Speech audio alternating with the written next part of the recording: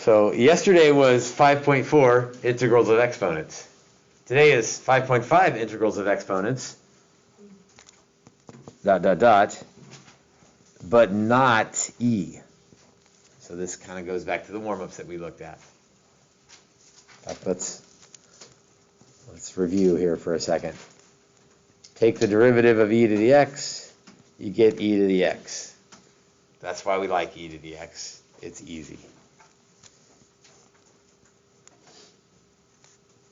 Take the antiderivative of e to the x. Well, since it's the same thing, we would get e to the u plus c. That was yesterday in one line. What was yesterday? Tuesday, the 23rd. So there's yesterday's lesson in one line. Today we're going to not have base e, but have different bases. So do you remember all the way back from 10 minutes ago? What's the derivative of 3 to the x? 3 to the x times natural log of 3. So the sort of matching part, or the equivalent part, or the backwards part, the antiderivative of 3 to the x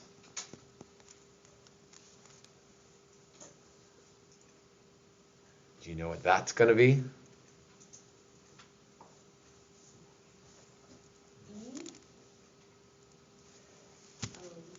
Well, the derivative of 3 to the x is 3 to the x. So the antiderivative of 3 to the x is 3 to the x. But I have to account for that natural log of 3.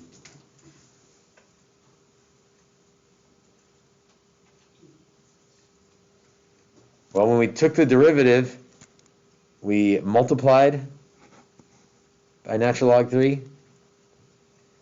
The antiderivative is the opposite, or the inverse, or backwards. So instead of multiplying by natural log 3, we'll divide by natural log of 3.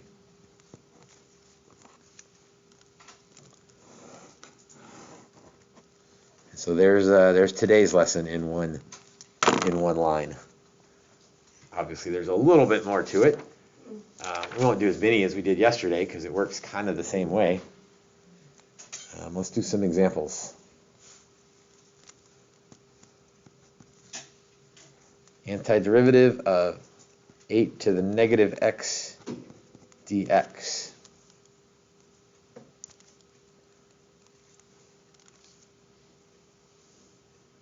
Some people might not even do a u substitution on this one.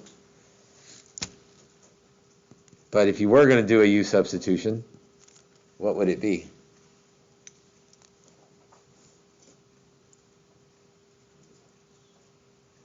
What's that? Negative x. Almost always the exponent. So the derivative would be negative 1.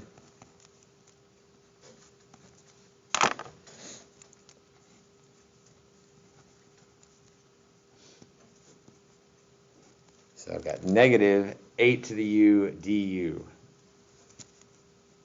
So negative goes along for the ride.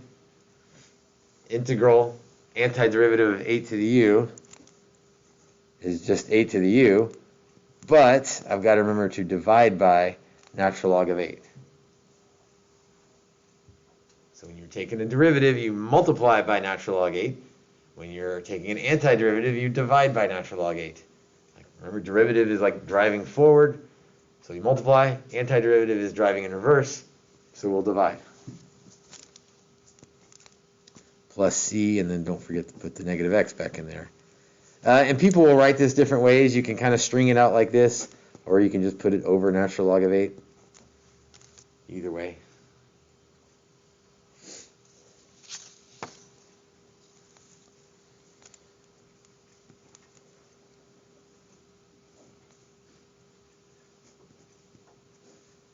This one's kind of a brain teaser integral.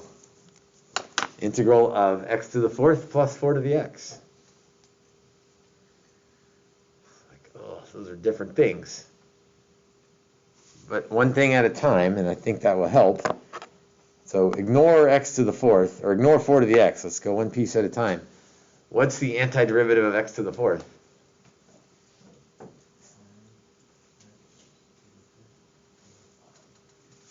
What was that, Nick? I think it was right.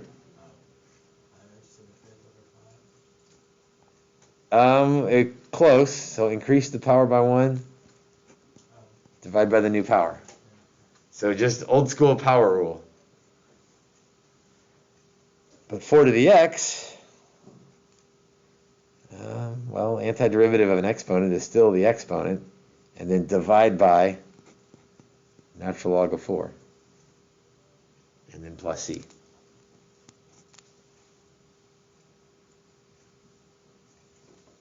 So the new stuff on that one is an easy one, but it's thrown in right next to a power rule to really try to throw you off of, well, one's a power rule, but one's an exponent.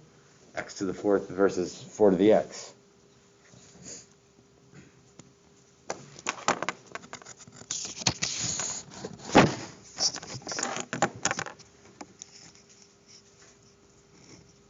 Integral of x plus 4 times 6 to the x plus 4 squared dx.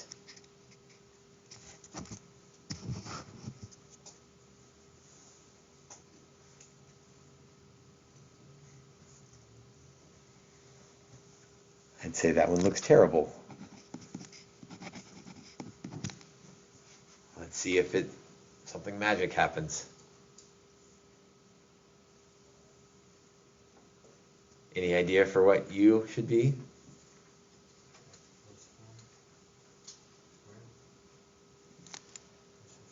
Let's make it x plus 4 squared. Because I don't really think I want to handle 6u squared. But if I make it x plus 4 squared, let's see, I have options here. I could take a derivative of that, or I could FOIL it out and then take a derivative. You've got a preference? It's supposed to work the same either way. If I take a derivative as is, I have to use the chain rule. If I FOIL it out, I've got to use some algebra. So what's your preference, chain rule or algebra? FOIL. So x squared plus 8x plus 16. Then the derivative of that would be 2x plus 8. Which, by the way, this would be an easy chain rule problem. 2 times x plus 4 to the first times 1 would be 2x plus 8. So either way, we get the same thing. So is that, so there's u, or no, all of that was u.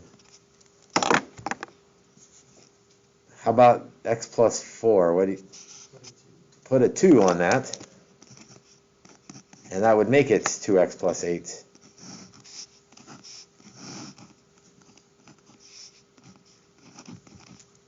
So now I've got my 1/2 out front.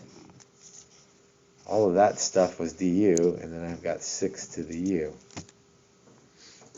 Kind of like yesterday, when you pick the right u, things work out in your favor. Antiderivative of 6 to the u is 6 to the u divided by natural log of 6. So I'm going to do 6 to the x plus 4 squared over, and then I'm going to put those two things together, 2 natural log 6 plus c.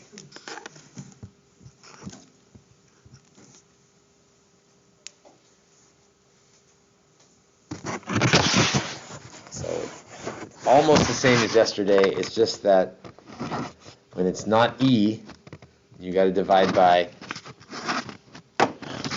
natural log of whatever the base is.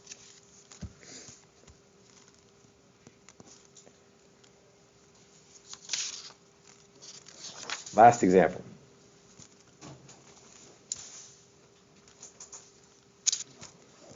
Integral of 2 to the sine x times cosine of x dx.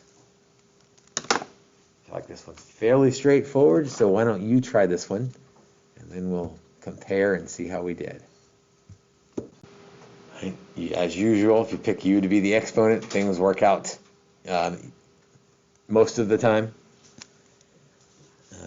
Definitely works out here. 2 to the u du. That's what we like to see. Antiderivative of 2 to the u is 2 to the u over natural log of 2. So 2 to the sine x over natural log of 2 plus c.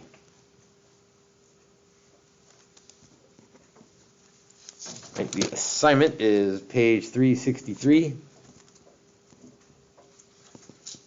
71 to 79 odd. So that's kind of light as far as assignments go in here. But I don't guess anyone's going to complain about that. That's 5 problems. So maybe finish before you leave today, and maybe finish before you leave tomorrow. A crazy idea. Use class time to work on something. Usually we don't have time to do that. So.